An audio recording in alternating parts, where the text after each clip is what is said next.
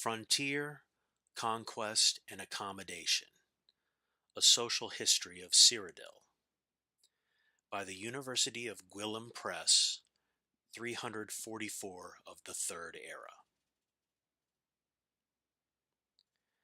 Historians often portray the human settlement of Tamriel as a straightforward process of military expansion of the Nords of Skyrim. In fact, human settlers occupied nearly every corner of Tamriel before Skyrim was even founded. These so-called Nedic peoples include the Proto-Cyrodiilians, the ancestors of the Bretons, the aboriginals of Hammerfell, and perhaps a now vanished human population of Morrowind. Strictly speaking, the Nords are simply another of these Nedic peoples, the only one that failed to find a method of peaceful accommodation with the elves who already occupied Tamriel. Ysgramor was certainly not the first human settler in Tamriel.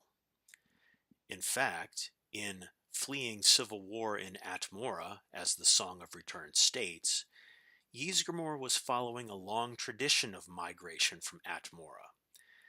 Tamriel had served as a safety valve for Atmora for centuries before Ysgramor's arrival.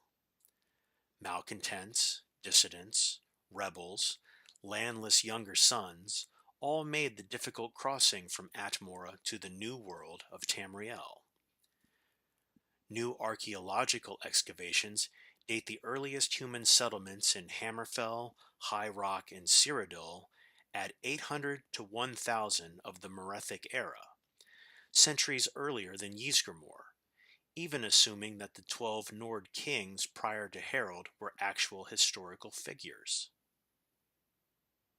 The Nedic peoples were a minority in a land of elves, and had no choice but to live peacefully with the elder race. In High Rock, Hammerfell, Cyrodiil, and possibly Morrowind, they did just that, and the Nedic peoples flourished and expanded over the last centuries of the Merethic era.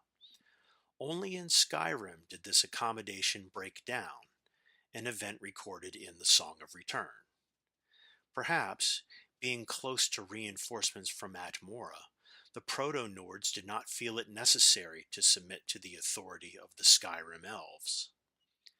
Indeed, the early Nord chronicles note that under King Harald, the first historical Nord ruler, 113 to 221 of the First Era, the Atmoran mercenaries returned to their homeland following the consolidation of Skyrim as a centralized kingdom.